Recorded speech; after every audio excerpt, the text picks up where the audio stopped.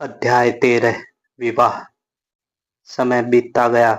रामकृष्ण की साधना सतत चलती रही।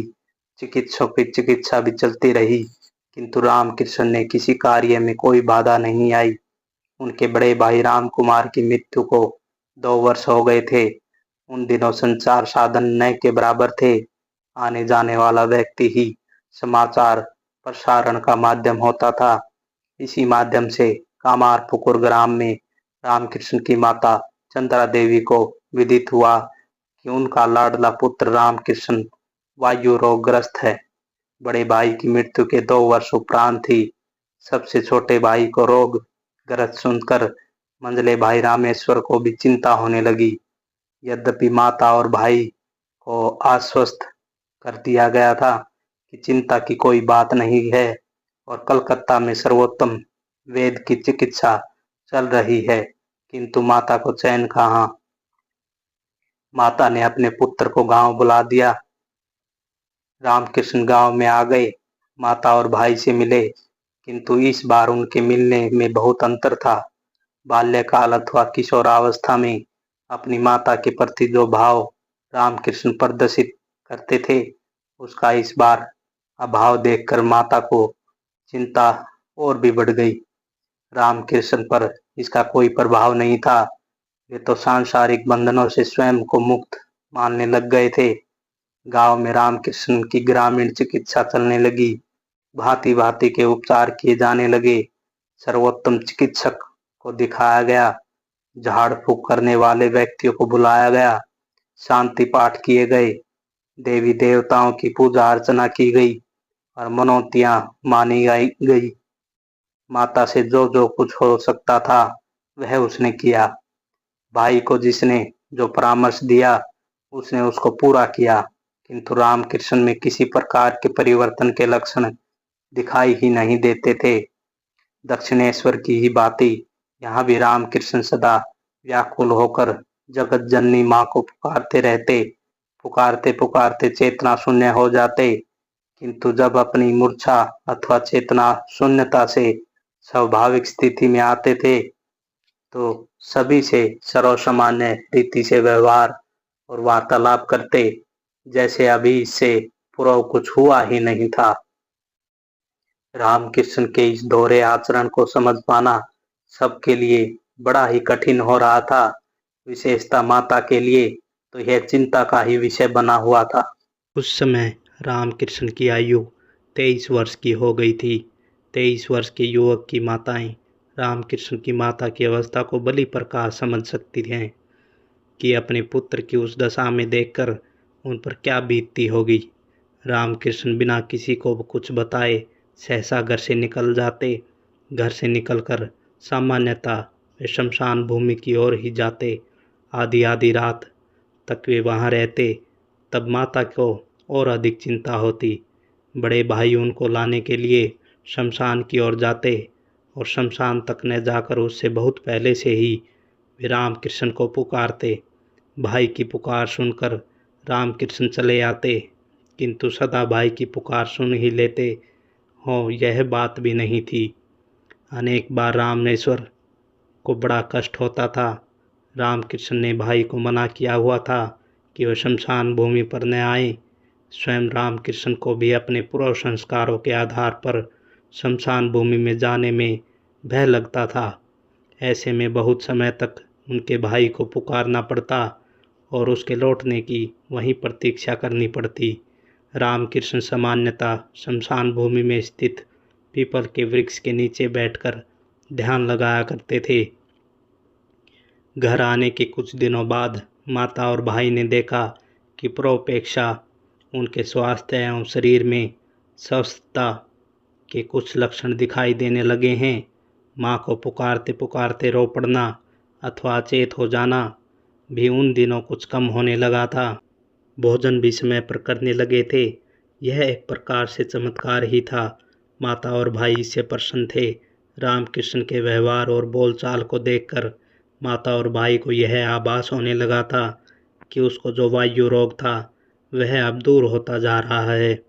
वे अब पहले के समान व्याकुल नहीं दिखाई देते थे।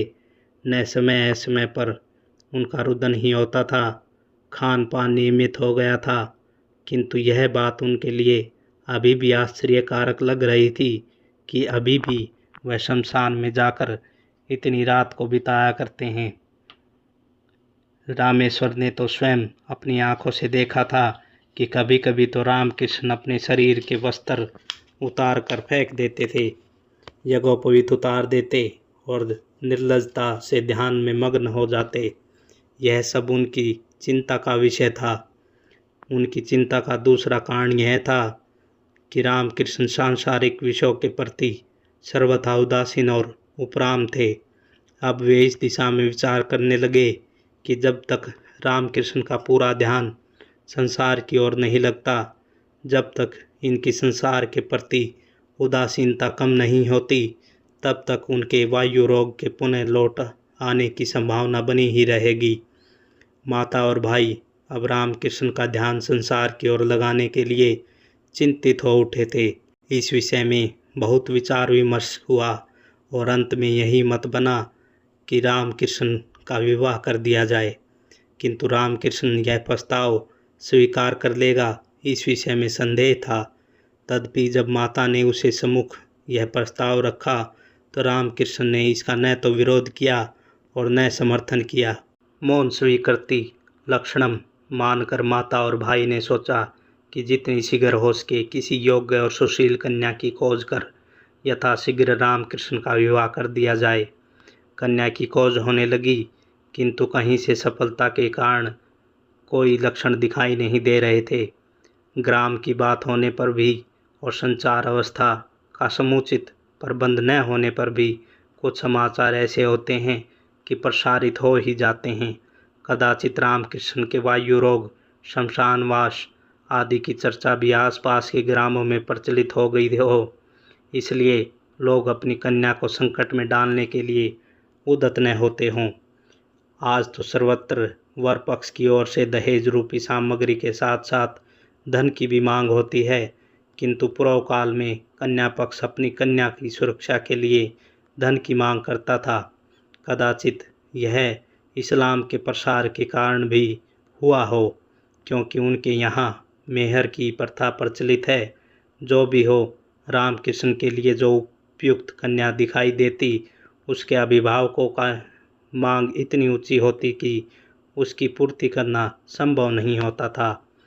इस प्रकार अपने प्रयत्नों में असफल होने के कारण एक दिन रामकृष्ण की माता और भाई रामेश्वर निराश में बैठे थे।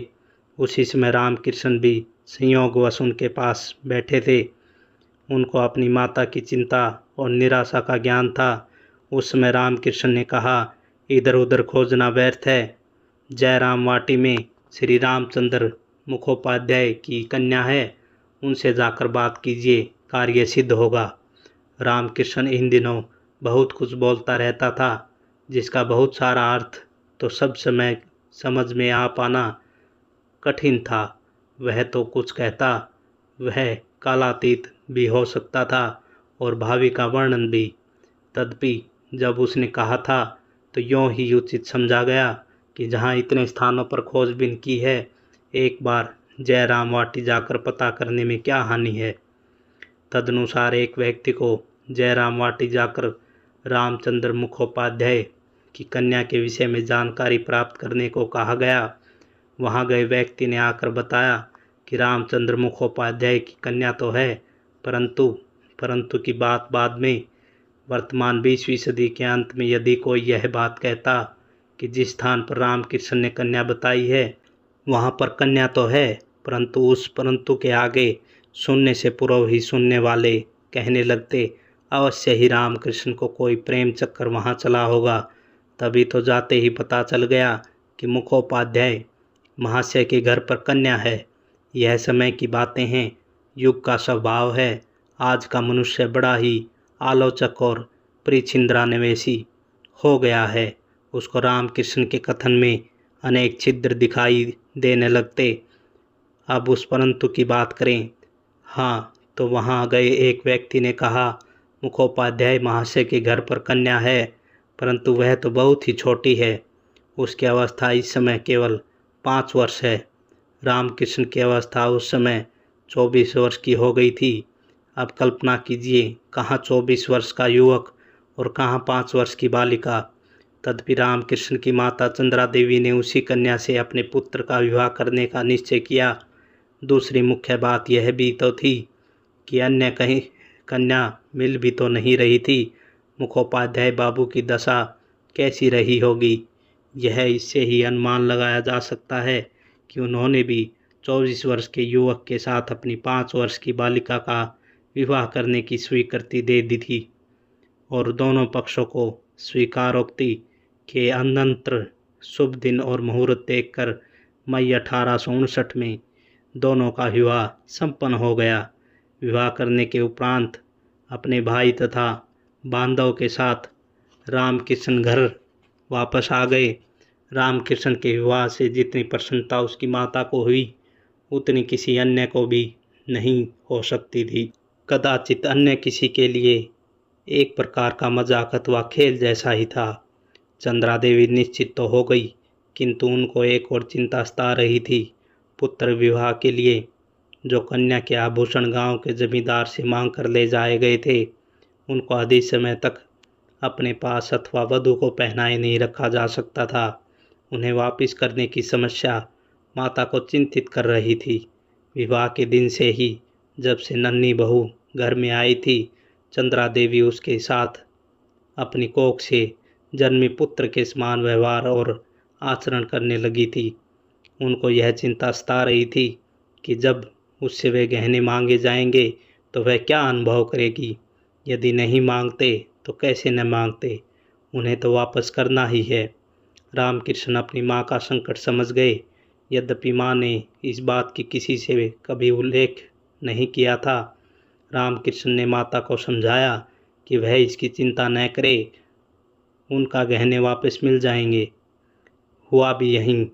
1-2 दिन बाद जब रात्रि को रामकृष्ण की पत्नी गहन निद्रा में सो रही थी, रामकृष्ण ने उसके गहने उतारे और प्रातःकाल होने पर अपनी माता को लाकर दे दिए। माता ने भी अधिक विलंब नहीं किया। जो ही गहने मिले त्यों ही उनको यथास्थान पहुंचा दिया गया। किंतु बात यहीं समाप्त नहीं हो गई। प्रातःकाल उठने पर जब बालिका ने अपने तन पर आभूषण नहीं देखे तो उसको बड़ा विचित्र सा लगा। उसने अपनी सास से पूछा, माँ, मैं तो रात को आभूषण पहनकर ही सोई थी, किंतु अब वे मेरे शरीर पर नहीं हैं, वे कहाँ गए? माता के पास इसका कोई उत्तर नहीं था। उन्होंने बालिका को अपने पास बुलाकर अपनी गोद में बैठाया और फिर उसको पुचकार कर कहने लगी, बेटा, मेरा रामकृष्ण तेरे लिए इससे भी बढ़िया और अधिक आभूषण बनवा कर देगा। लड़की आश्वस्त हुई या नहीं यह तो कहा नहीं जा सकता, किंतु उसी दिन कन्या का चाचा कन्या से मिलने के लिए आया और उसने उसके शरीर पर आभूषण नहीं देखे तो उसको बड़ा क्रोध आया और उसी क्रोध में वह कन्या को अपने साथ वापस ले गया। यह दृश्य देखकर रामकृष्ण की माता चंद्रा देवी को बड़ा दुख हुआ। रामकृष्ण ने अपनी माता को आश्वस्त करते हुए कहा, माँ, तुम चिंता क्यों करती हो? विवाह तो हो गया है। तुम यही तो चाहती थी कि तुम यह भली भांति जानती हो कि जो विवाह एक बार हो गया वह अब किसी प्रकार टूट नहीं सकता और आजीवन कोई भी पिता अपनी विवाहित कन्या को अपने घर पर रख भी नहीं सकता। रामकृष्ण के इन वचनों से माता को कुछ सांत्वना अवश्य मिली, किंतु इस प्रकार से बहू के चले जाने का दुख उन्हें बना ही रहा। रामकृष्ण का विवाह हो जाने से माता चंद्रा देवी प्रसन्न थी। उनको लगा कि रघुवीर की कृपा से अब उनके दिन अच्छे आ गए हैं। रामकृष्ण के स्वास्थ्य में भी पर्याप्त सुधार हो गया था तथा उसका व्यवहार भी दिन प्रतिदिन सामान्य होता जा रहा था। भावोन्माद अब पर्याप्त कम हो गया था। विवाह के उपरांत रामकृष्ण पर्याप्त समय तक कामार पुकुर ही रहा, किंतु फिर भी उसका मन अब कलकत्ता जाने को होने लगा था। माँ चाहती थी कि पुत्र बिल्कुल स्वस्थ होकर ही कलकत्ता जाए तो ठीक होगा, कहीं ऐसा न हो कि कलकत्ता जाकर पुनः रोग बढ़ जाए। इस प्रकार उसका जाना टलता रहा और अंत में लगभग 1.5 वर्ष कामार पुकुर रहने के उपरांत रामकृष्ण कलकत्ता लौट आया। कलकत्ता लौटने पर पुनः उसने दक्षिणेश्वर मंदिर में माँ काली की पूजा आरंभ कर दी। दक्षिणेश्वर में माँ काली की शरण में आने के उपरांत घर परिवार, माँ तथा पत्नी को सबको सहसा भूल बैठे। दिन रात माँ काली की चिंतन और पूजन ही अब उनका एकमात्र कार्य रह गया था। जगत माता का अत्यंत सानिध्य ही उनका लक्ष्य बन गया था। इसका परिणाम फिर वहीं होने लगा था। उनकी नींद विलुप्त हो गई थी। सांसारिक कार्य के लिए उनकी वृत्तियां उपराम हो गई थी। उनके समस्त शरीर पर जलन होने लगी थी। इससे भी वे दिन रात व्याकुल रहने लगे थे। मधुर बाबू को जब उनकी स्थिति का ज्ञान हुआ तो उन्होंने उनकी चिकित्सा के लिए सबसे योग्य चिकित्सक वैद्य गंगा प्रसाद का चिकित्सा व्यवस्था करवा दी। कविराज गंगा प्रसाद ने अपनी ओर से यथाशक्ति यत्न किया। उन्होंने अनेक प्रकार के तेल और लेप तथा औषधियाँ बनाकर दी, किंतु परिणाम सुखकारक नहीं रहा। कविराज गंगा प्रसाद की चिकित्सा चल ही रही थी। किसी ने एक अन्य वैद्य का सुझाव दिया तो उनको भी बुलवा लिया गया। उन्होंने रामकृष्ण का निरीक्षण परीक्षण करके बताया कि रोगी को देवोन्माद है। उनका सुझाव था कि औषधि के प्रयोग से उनको अधिक लाभ नहीं होगा, अतः देवोन्माद दूर रहने की व्यवस्था की जानी चाहिए। उनकी बात पर किसी ने ध्यान ही नहीं दिया और कविराज गंगा प्रसाद की चिकित्सा चलती रही। तदपि परिणाम कुछ भी नहीं निकला। दशा दिनों दिन बिगड़ती गई। माता चंद्रा देवी अपने पुत्र का समाचार लेती रही थी। किसी प्रकार उनको भी विदित हो गया था कि रामकृष्ण पुनः दक्षिणेश्वर जाकर अस्वस्थ हो गया है, तो इससे उनकी चिंता बढ़ गई। उनको पता चला कि पुत्र को देवोन्माद है, तो उन्होंने अपने कुल देवता भगवान रघुवीर की विशेष पूजा अर्चना के साथ साथ देवादिदेव महादेव के मंदिर में जाकर भी उनके स्वाभाविक लाभ के लिए मनोतियाँ की। रामकृष्ण की स्थिति में कोई अंतर नहीं हुआ। धीरे धीरे ऐसा होने लगा कि उनके क्रियाकलापों का सारा आधार केवल काली की प्रेरणा मात्र थी। जैसे वे उनकी उंगली पकड़कर चलाती रही, उसी प्रकार वे चलते रहे।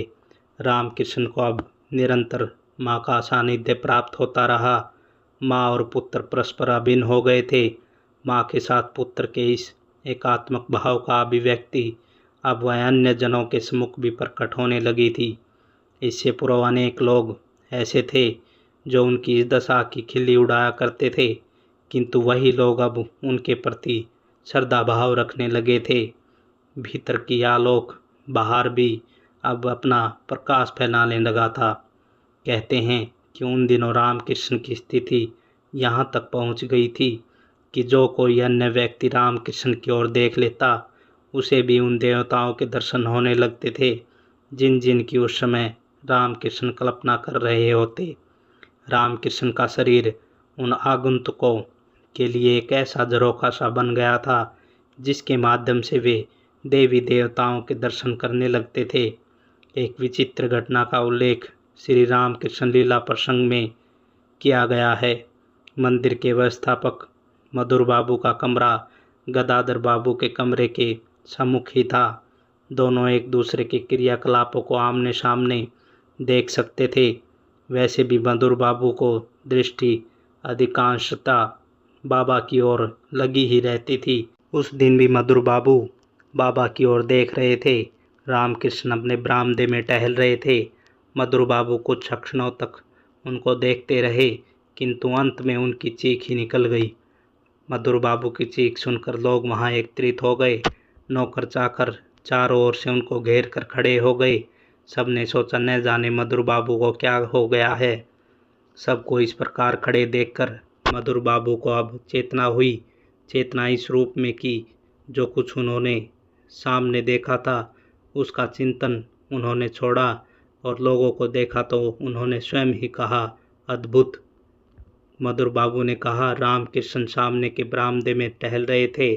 मैं उनकी ओर देख रहा था। मैंने देखा कि जब वे बरामदे में के उस ओर की ओर जाते तो मुझे शिव रूप में दिखाई देते, और जब उसकी विपरीत दिशा में मुड़कर उस ओर जाने लगते तो मुझे वे माँ काली के रूप में दिखाई देते थे।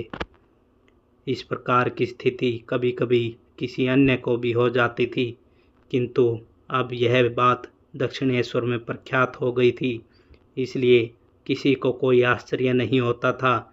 ऐसा भी कहा जाता है कि रामकृष्ण की यह स्थिति 6 वर्ष तक रही और इस 6 वर्ष की अवधि में वे एक रात को पलक झपकने के लिए सोए भी नहीं थे। यहाँ तक कि उनकी पलकें गिरनी भी बंद हो गई थी। सदा उनकी आंखें स्थिर रहती। स्वयं रामकृष्ण अपनी इस दशा से कभी कभी चिंता अनुभव करने लगते तो माँ के चरणों में जाकर रोने लगते। बड़े कातर भाव से वे माँ से याचना करते, माँ, मैंने सदा तेरी ही भक्ति की है, फिर मुझे उसका यह कैसा प्रसाद प्राप्त हो रहा है। इतना कहने के उपरांत तत्क्षण उनका भाव बदल जाता। तब वे माँ से कहते, अच्छा ऐसा है तो जो होना हो वह हो, शरीर रहे या जाए, परंतु माँ तुम्हारी कृपा तो सदा मुझ पर रहनी ही चाहिए। बस इससे अधिक मुझे अन्य किसी वस्तु की आकांक्षा नहीं है। यूँ उनके दिन बीतते रहे और लोगों की श्रद्धा उन पर दिन प्रतिदिन बढ़ती रही। धन्यवाद।